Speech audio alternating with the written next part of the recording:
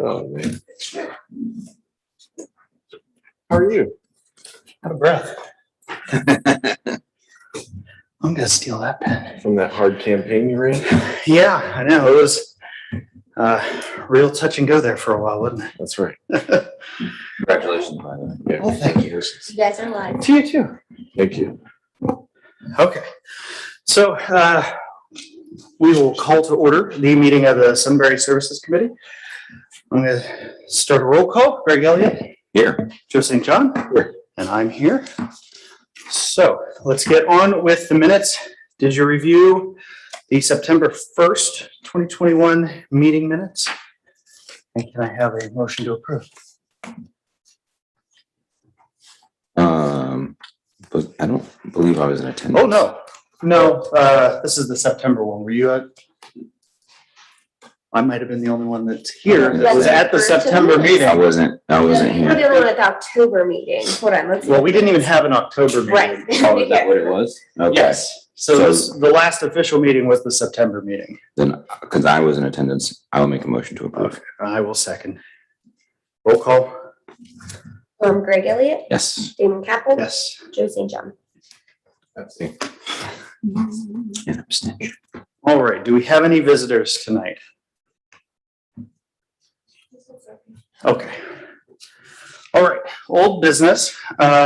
Sunbury Estates sidewalk repair and tree plan. So I did see the pictures that you sent about the, this seems really loud. I agree. Mine does too. They're cranked a little bit.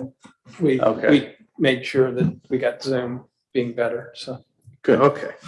What do you want to go over regarding this? What are you ready to review, Steve? Okay, so, boy, it does bounce. That decision comes down to, I provided you with three options. The third option includes the village taking some responsibility for the street trees. I think, option three was we accept responsibility for the street trees and their damage to the sidewalks, and we repair those ones that are adjacent to street trees.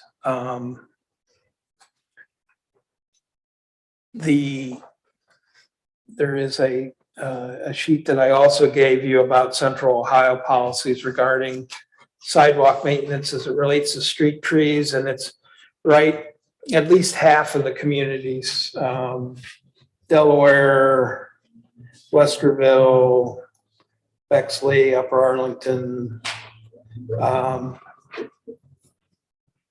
take advantage, and Granville, they all cover street tree damage to sidewalks. And my question was that when I present the options to the homeowners in Sunbury Estates, and it's probably going to be a spring project now, but when I do, obviously, if I was sitting in their shoes, I'd go, yeah, you take advantage, option three is the best one for my pocketbook. So before I put that option on the table to them, I wanted to make sure that the services committee and then ultimately council is comfortable with accepting that responsibility and changing the ordinance to reflect that Sunbury will repair sidewalks if it's related to street tree damage. And that's, the other two options are basically our current enforcement and just getting notices to everybody that they got to take care of their own trees, or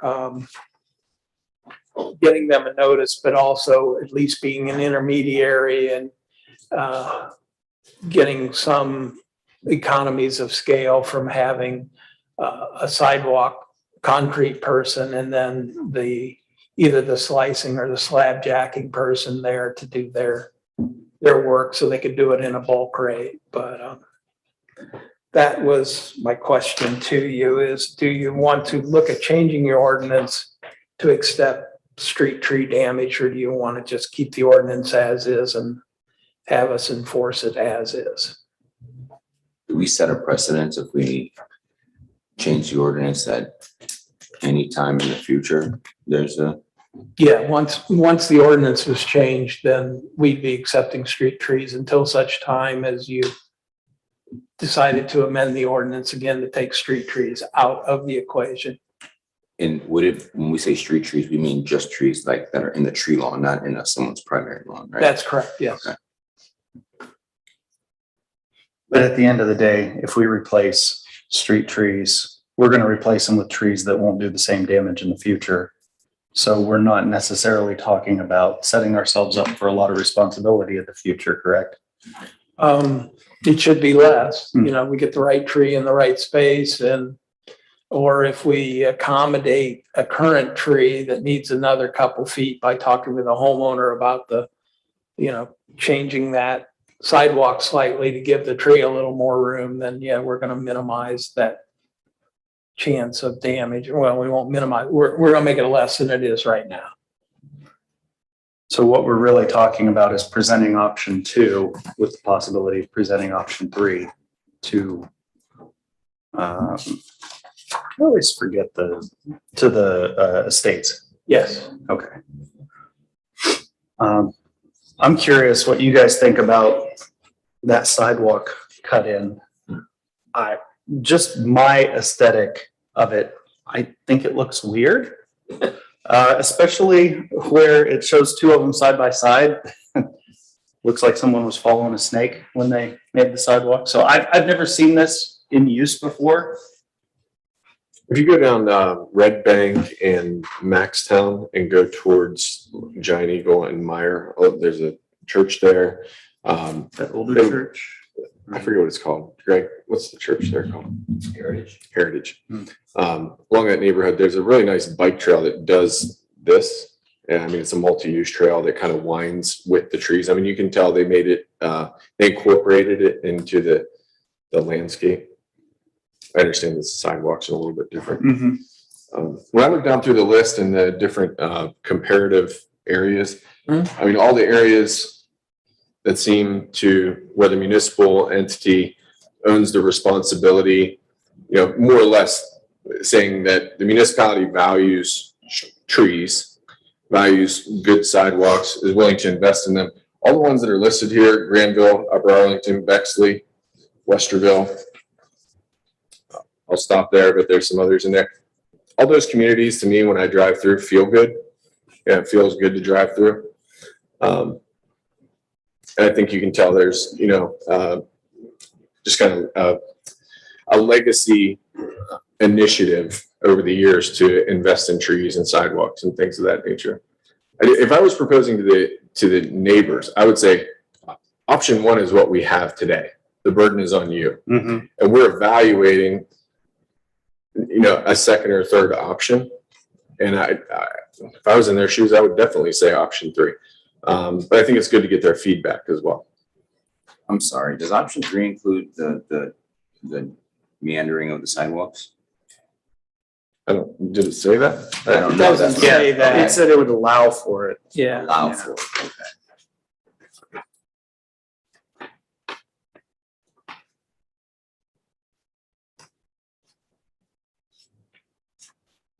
Yeah, if they want to save a mature street tree that was probably too big for the tree lawn it was put in, then, ultimately they'd need to meander it, or we're just going to be back in there in 5 or 10 years replacing the damage again, so.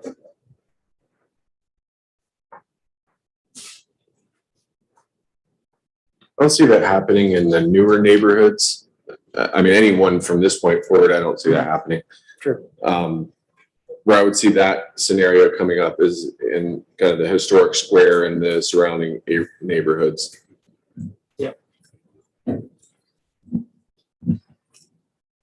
What's our action tonight? Are we making a decision or are we? Giving Steve guidelines on what he's going to present to the community.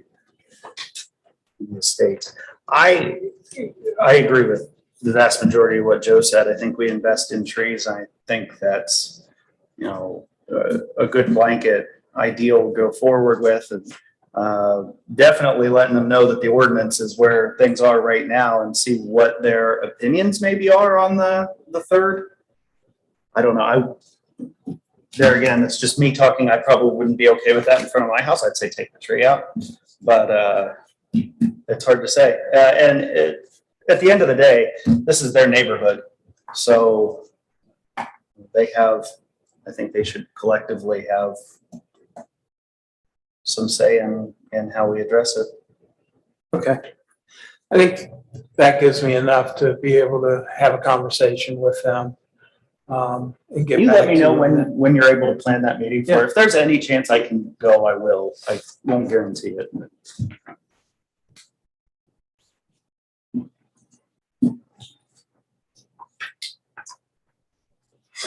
And what this doesn't say is that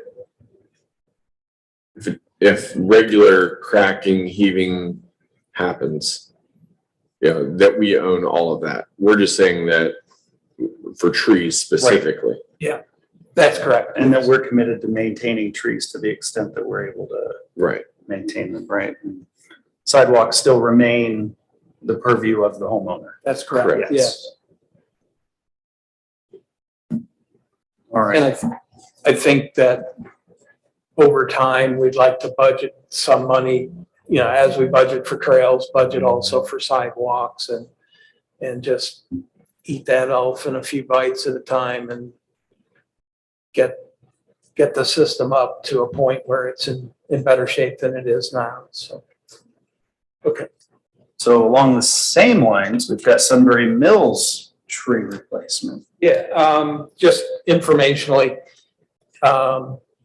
they should be marking, they'll be doing the underground marking next week or maybe late this week. They're hedging their bet on that. The final trees that needed to be dug have been dug. They're a little bit concerned about logistics right now, like everybody is, and getting them trucked to them. But, talking days of difference, not weeks of difference. But so there'll be a communication to the HOA, letting them know that the paint's coming soon and that within probably a week or so, the planning will happen.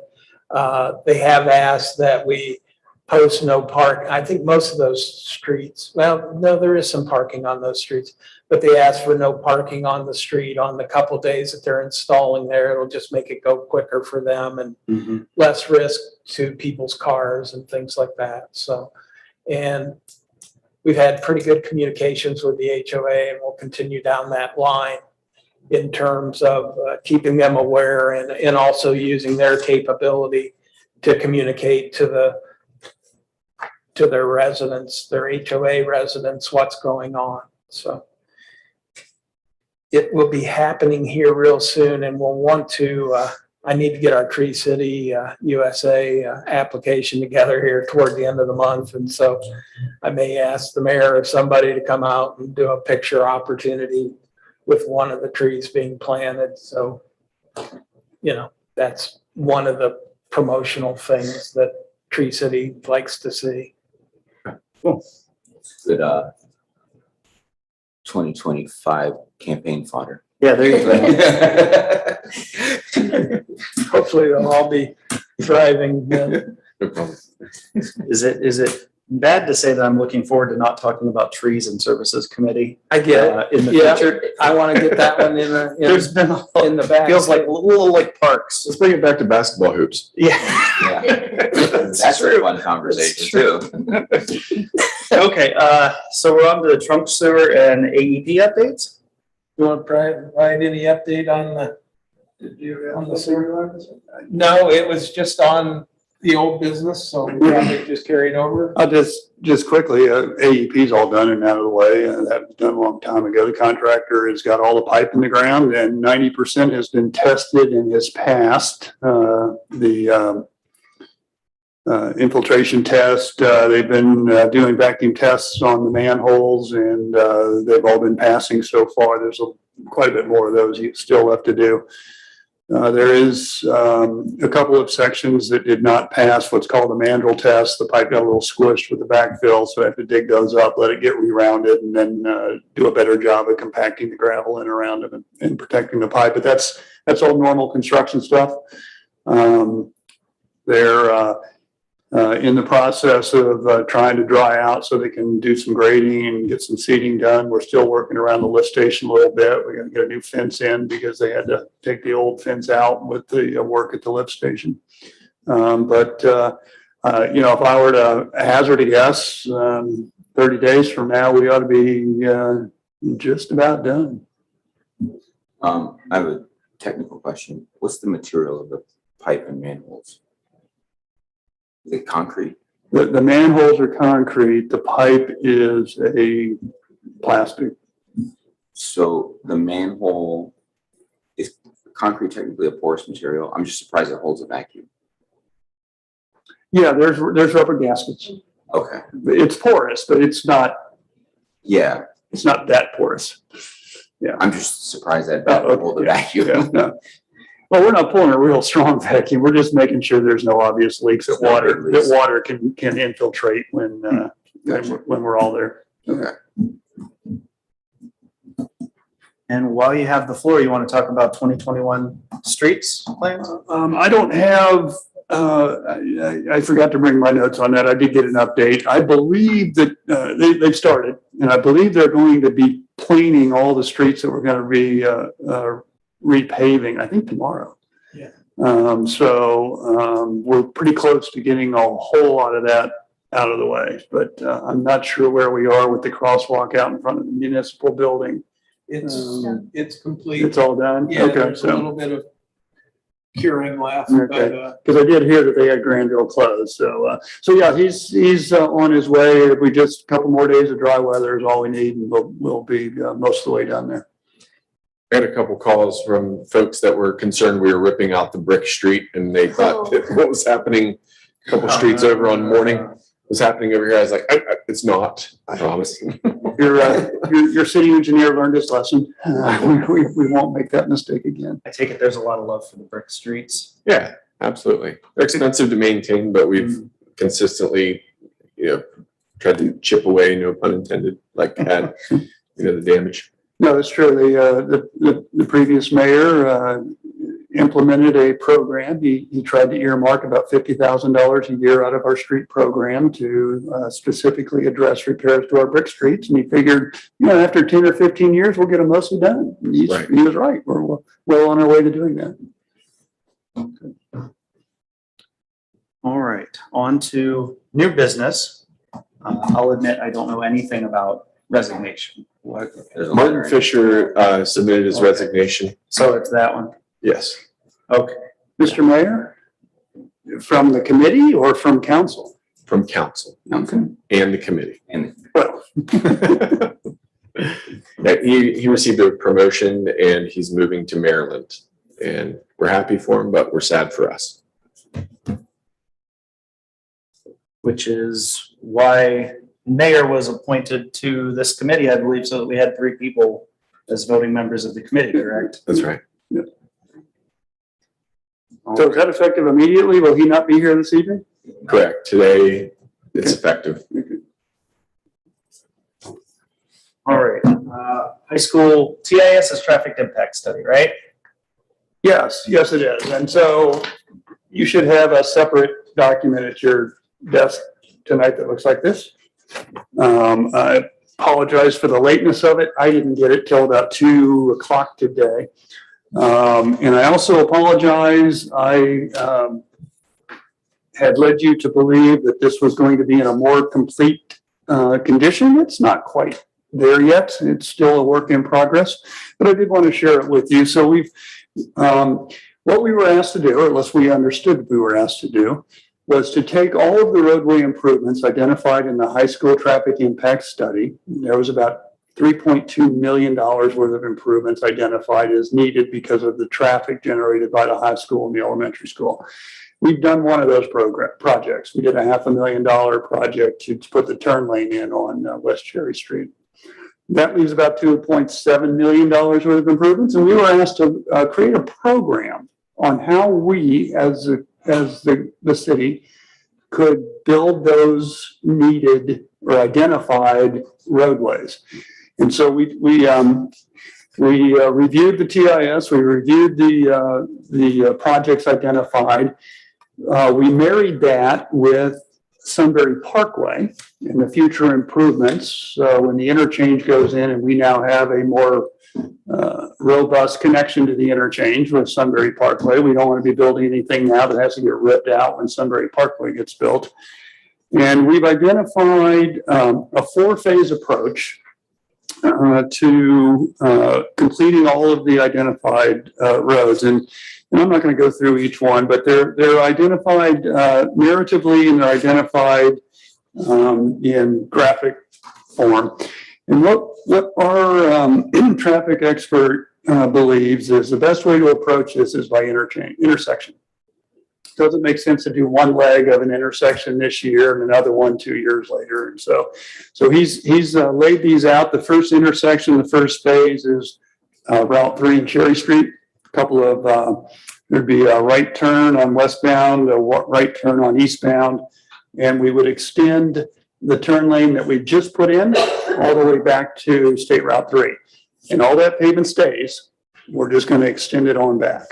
And then the big one will be phase 2. And that's the Miller and Cherry Street. And there's an awful lot going on there. I would suggest that when we get down to the program and we actually are talking about specifics, we may actually want to start both 1 and 2 together, because there's going to be right-of-way requirements needed for 2, significant right-of-way requirements, and it's going to take us some more time to get those and negotiate those. So we might want to get ahead of that and start doing those while we're designing phase 1. And then phase 3 is Kentner, and phase 4 is over at Miller and State Route 3. I've just glanced at this. We haven't had time yet to put cost estimates to them yet, and we will be moving forward to get those for you. You can't plan anything without knowing what you're committing to. I suspect that phase 2 will be very expensive, and we're probably going to want to discuss how we could break that down into actually 2 separate bites. But when those numbers come to be, I'll share those with you. I would like to continue working on this and feed the committee with updates and with the administrator as well. And then so that you have the information as it's coming in and being refined, as opposed to waiting for December services meeting. But if you prefer just to wait till the services meeting, we can do that as well.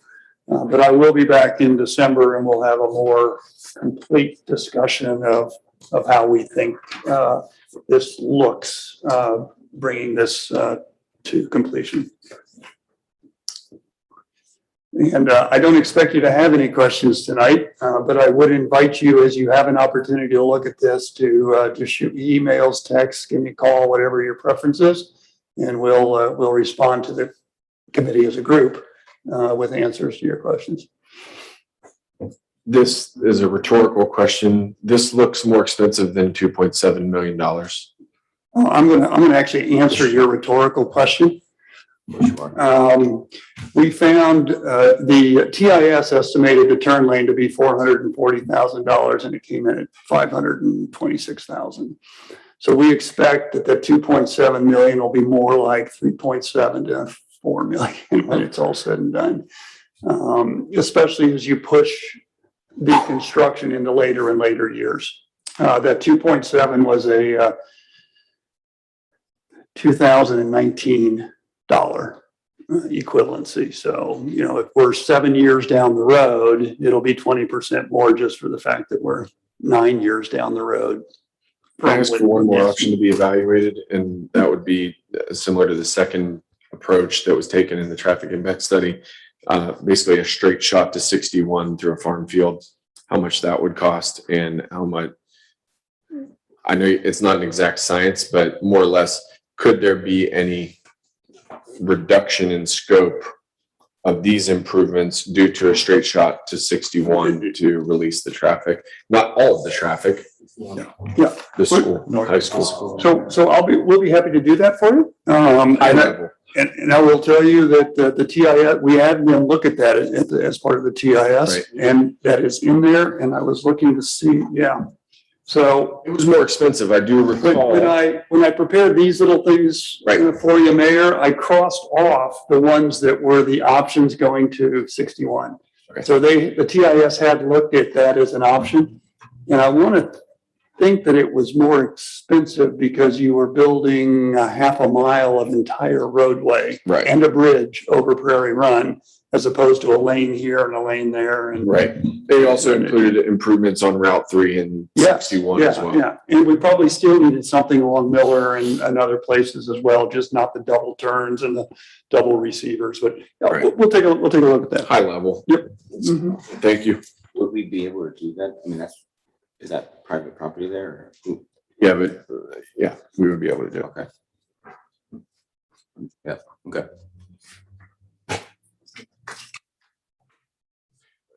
Just to tie into this really quickly, there are 2 Tiff ordinances that are on the agenda tonight. These have been in the works for probably a year or more. Anything that we're going to Tiff it going forward is going to go to funding these improvements. There's not $4 million sitting around. There's no 2.5. There's no 3. This was discussed as part of the mediation agreement, development agreement that we had with the schools related to the high school being brought in, many intersections failing, and us being able to pay for it. We're a $4 million a year municipality or thereabouts. We can't spend a year's worth of revenue on one line item that really needs addressed yesterday. And this would be on commercial or industrial going forward. So now, if I might speak rhetorically, maybe we should consider toll roads. Toll road to the high school. Pay for it a quarter at a time. Yeah. Why we want to invest in multi-use trails, multimodal transportation, the way of the future. Thank you. Monorail. Inflow and infiltration. Did I? Oh, I'm sorry. You crushed the poor young man sitting here. Oh, okay. Like with bated breath, waiting to speak, I can sense That it. was more important. Yes. Yeah. The So- OPWC application. So I'm pleased that Dan Schweikert was able to join us this evening. He works with us. He's an integral member of our Sunbury team. I mentioned earlier as we were before the meeting that he works behind the curtain and he does all the heavy lifting and gets none of the credit. So tonight we're hoping to give him a little of the credit. He has done our OPWC applications for 2 or 3 or 4 years now, and he's here to just quickly go over the high points of the OPWC application. Thank you. I'm Dan Schweikert with CT Consultants, and over the course of the last few weeks, we have been putting together the Round 36 OPWC application for funding assistance for the 2022 street improvement project. If you want to flip to this map here, it's an overhead view of City of Sunbury. It calls out the streets that we are addressing with next year's street improvement project.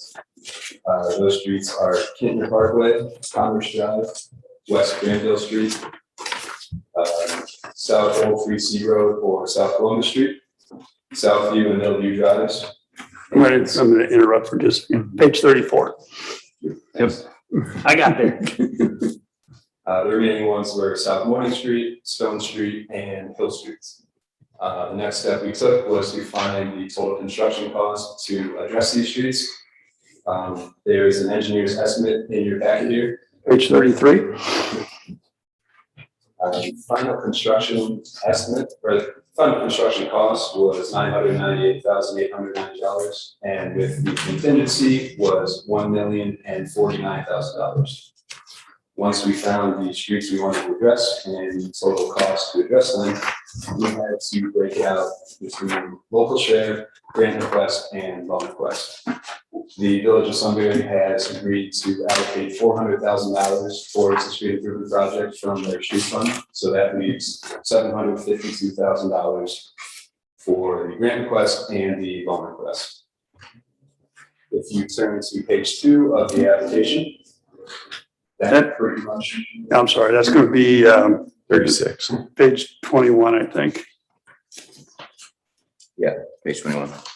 That is going to give you the breakdown of all of the ratios between the local share, the grant request, the loan request, how much of the $1,152,000 was for the engineering design, the construction administration, and the contingencies. So like I said, the $400,000 was for Sunbury's local share. We are asking OPWC for $188,000 for loan and $564,000 for a grant. We broke this down based on OPWC's grading methodology. Essentially, we can get 12 out of 16 points given for this breakdown by having at least 25% of the money requested from OPWC coming from loan instead of the grant. How do we get 16? We would get the full 16 by having absolutely no grants. Okay. Just full loan and local share, which would essentially be Sunbury paying for the entire project, just moving the bill down the road. So that wasn't really an option for us. And what did we request last year? The percentage? I believe we did 66% and 34%. Okay, thank you. So that is essentially all I have for you. Do you have any questions on, any other questions on how the breakdown came about or any other grading methodologies? I agree with scope. What are the other critical grading methodologies that are elements of the grading methodology that we really need to hit on so we get the grant? So there are about half are based on things that we can't control. The average daily traffic of the streets we're addressing, the median household income of Sunbury. There are a few others that are on the tip of my head, but I can't think of. But the ones that are in our control, if you look at the top right of that page 2, there's 10% for the total engineering services. If it was any more than that, we would lose a few points, but because we are right under 10.1%, we gained a few points. Like I said, we gained 12 out of 16 points for the 25% minimum loan. There are others that are included in the narrative that I believe you have in front of you also.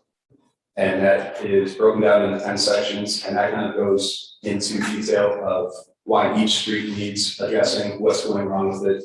PCR reports, the pavement condition reports, which streets really need help, which streets need help but not quite as badly. Other ones are if sewers, water, sanitary are included or not. They're not included in this project, so that's just kind of not applicable. I believe that's most of the grading methodology. In the streets, I'm sorry, go ahead. I was just gonna say, in the streets that we selected in part because they were more likely to score us on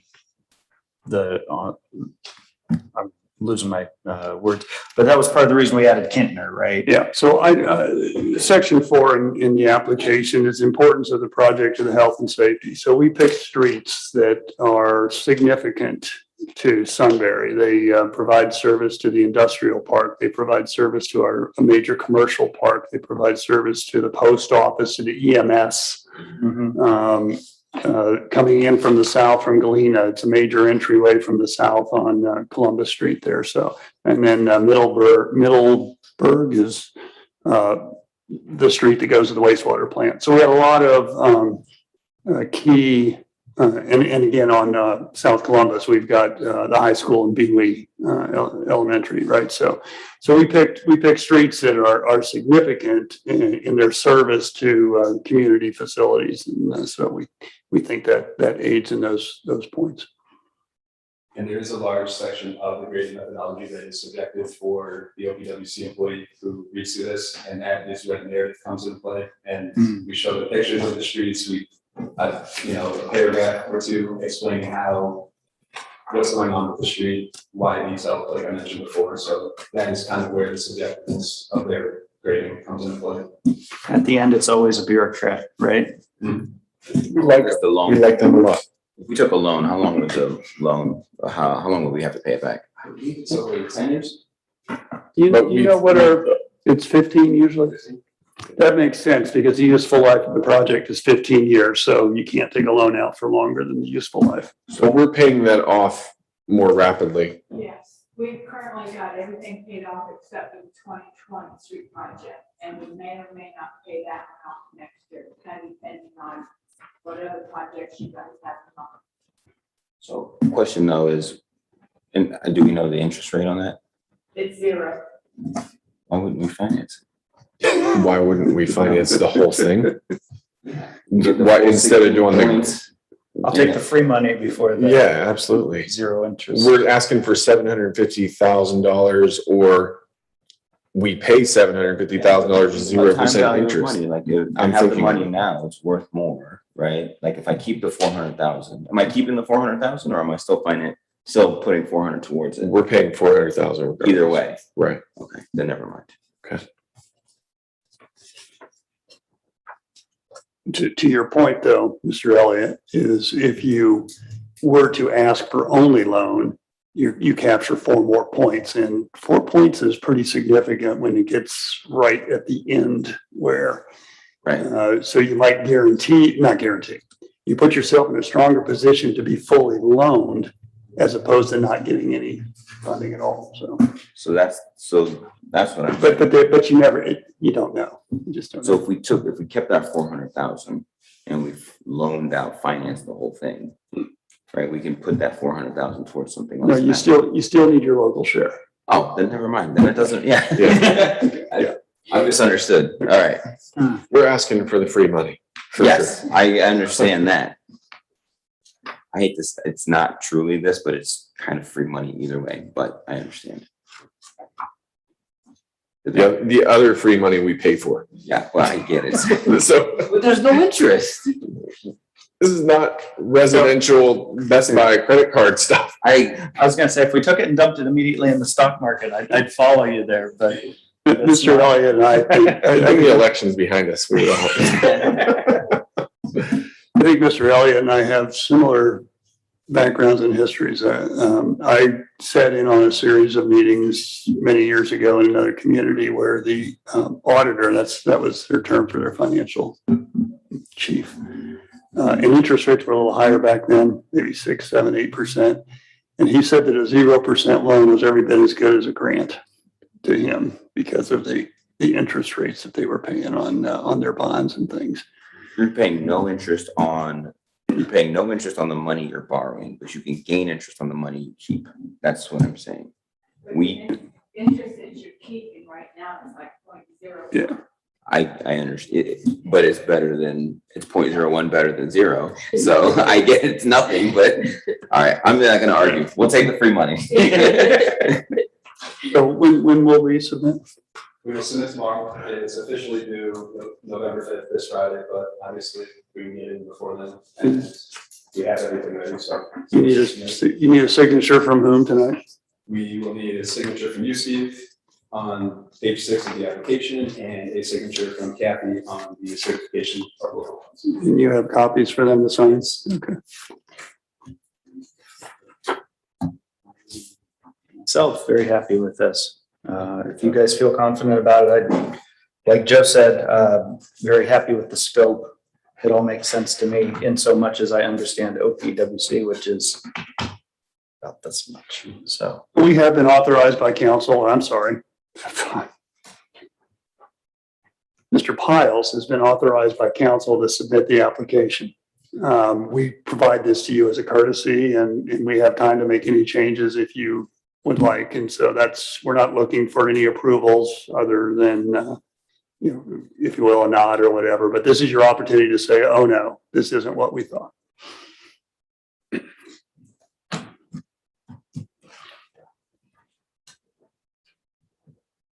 I think we're good. 100%. Yes. Ready to go. Absolutely. Thank Thank you you, for putting Dan. this I together. appreciate it. Great job. Yes. Okay, now back to where I was jumping the gun. Inflow and infiltration. I see a lot of flashy pictures on this. Yeah, there's just some information that I provided to you. Dale and I had attended, and it was clearly a vendor-sponsored lunch and learn, but they were presenting their approach to infiltration and inflow and some technology that they use.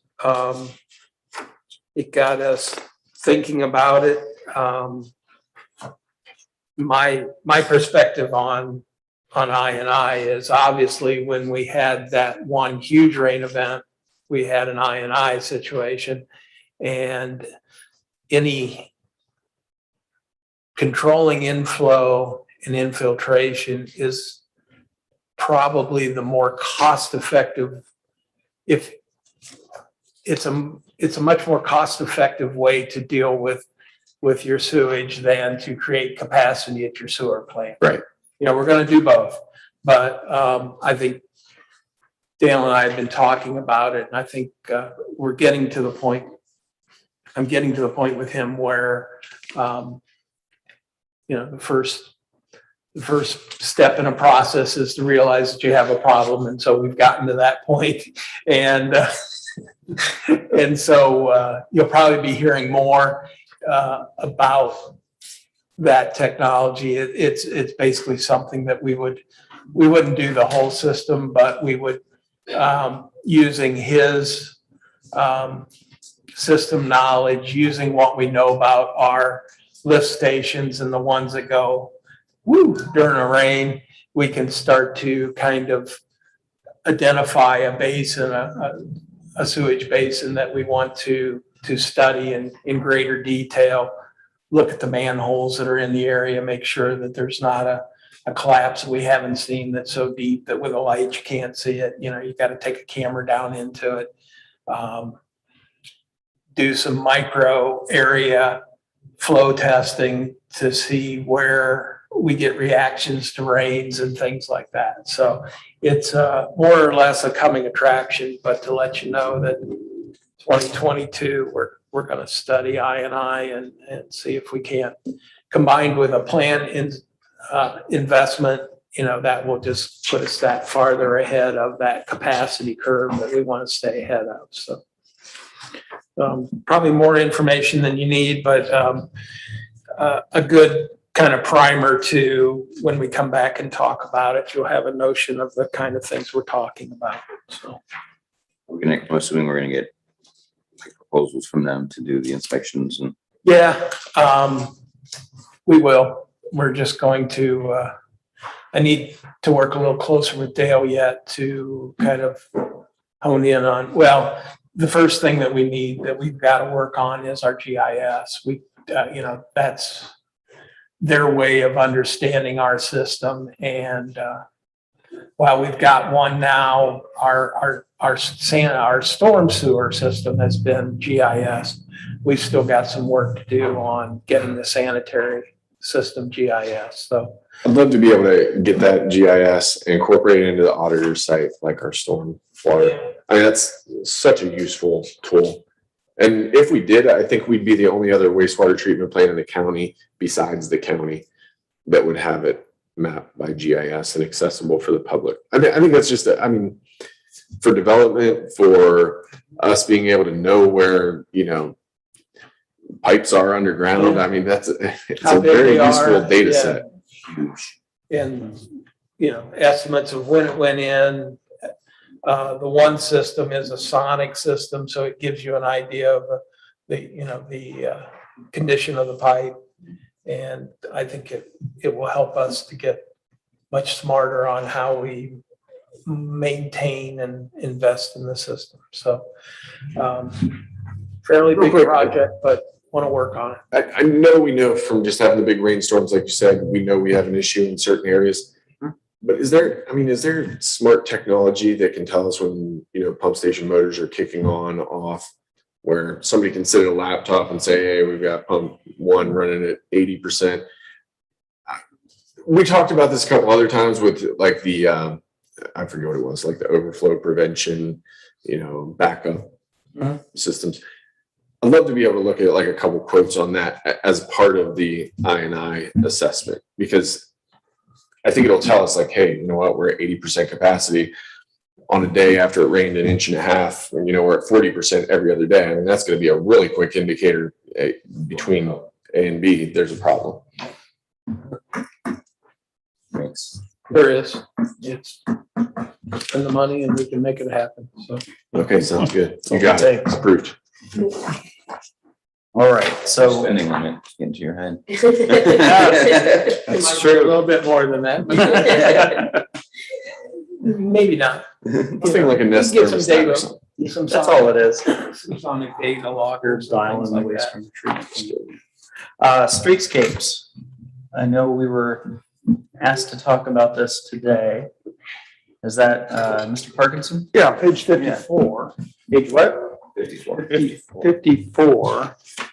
We prepared a proposal based on our understanding of a request to put one together to help Sunbury create streetscape standards for town square and maybe the major streets that come into the town square. So I reached out to our landscape architect group. This particular gentleman that helped me is in our Akron office. He's done, this is all he does, is this type of work. And he's worked all over the Midwest, from the Northeast and our Minter office area down to, I think, Franklinton, Kentucky. They're a big client for this kind of stuff for us. So he put together, since we really didn't have kind of a scope, he put together a very comprehensive plan on how he would deliver standards for Sunbury. It follows a pattern very similar to the master plan for parks. Outreach to stakeholders, public meetings, feedback, et cetera, et cetera. And I asked him to put some estimated fees to it. So this is pretty beefy. And so all I wanted to do tonight was to kind of put this into your hands and explain, first of all, why. And it all started with this concrete wall at Serve. And now that we own the property, always turned around over here, right? And we'll probably do something with it eventually. And so it's here just for your consideration, to give it some thought, and then to help us create dialogue on, are we close? Is this just over the top? Is this what you want to do? Is this sort of what you want to do? Is something like that. And so I'm not expecting anyone to offer any feedback tonight. And we'll just continue our dialogue on how we can create a set of standards or some type of booklet or something that we can share with people that says, this is how you do it if you're going to do it on the square. But then also, I think it would be good also for us as a council to be able to implement that on the new property. Is that also kind of the idea? Or anyone, new or existing, would develop in accordance with the standards. So if we require sitting walls, or we require brick, or whatever it is we deem to require, a standard of street light, perhaps, something like that, whatever it is. New or rehab or remodel or renovate or complete knockdown and reconstruct.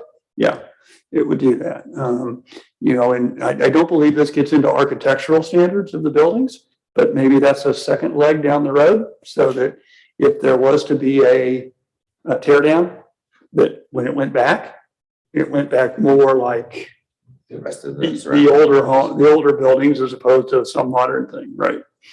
If that's to your preference. I think that's the ambience of the square, right? Is all these 100-year-old buildings around the square. So Like about town most of all right. Keep that old kind of Yeah. feel. And we did stretch it out, so, you know, and it doesn't have to be this way, but we suggested going down to J.R. Smith Park, right? And going down up to Gannam's place, because we figure that whole thing will eventually get tied into the square. And so it extended, and we went down Granville Street, and how far down you go is up to you. But certainly at least as far as the post office perhaps. If we want to go all the way down to 3, that's fine. Then we went down Cherry, all the way to 3, but I could see maybe going as far as Prairie Run or something like that. And, so, you know, we kind of showed doing that to kind of, you know, it's kind of a primer, you know, here you are coming in, oh, hey, this is new, this is different. And then you open up into the square and that's, oh yeah, this is cool. Right. So. Yeah, I think it's a good time to be thinking about this. So at your convenience and at your schedule, we'd be happy to talk about this more as we move forward. We're doing nothing with this. This is, like I say, it's just a starting point, so that we know what we're doing if we get there. Okay, and then we've just got a couple minutes left. Wastewater staffing.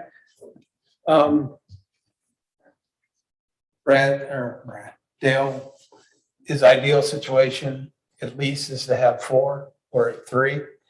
We have a 4th interview Monday, and we thought we had 4, and then some issues came up during the pre-employment process, and so declined at that point. But So that's Dale plus 4? it's Dale and 4 and 3. Dale and 3. Yeah. But there's a lot of overtime over there. There is, and there are 2 or 3 more positions in the budget. There's, Dale and I are talking about entry-level wages versus who we can attract, can we attract, things like that. So work in progress. I want to get the 4th person in and then work overall on his situation there. It's what we're offering at entry level, people can just about make anywhere now. Yeah. And so that makes it a difficult ask, especially, you know, when I've been interviewing people, I've talked to them about there is truly a career path and a pretty good career path in wastewater through the certification process and moving up in your licensure. And so we're going to continue to work on it. Probably when we talk to DACC about, you know, I've talked with him about maybe there's an internship opportunity for a student in the summer that then might lead to when they graduate being a good candidate if they have a, you know, mechanical background, electrical backgrounds. Those are very much in use with his types of operations. So we're exploring a couple different paths to try to make his staffing issue become less of an issue. So. Yeah, I think these are all good ideas, and this is something that is incredibly unsustainable the way it is right now. So definitely something we need to plan for and get a better progression of some type in place so that we can get people over there. Just for the record, over the past 6 months, we've increased our staffing by 50%. Yes. Yes. I'm aware of that. That want to increase it by another 25, 33. All right. Good of the order, I'm assuming, is for good of the group to catch all. Yep. Okay. Does anybody else have anything they want to discuss in the last 2.5 minutes? Yeah, real quickly, I don't know, so we've a lot of rain on the south side of Granville. There's some puddling on our new path. I don't know if anyone's noticed that. So, okay, Mark's okay, all right.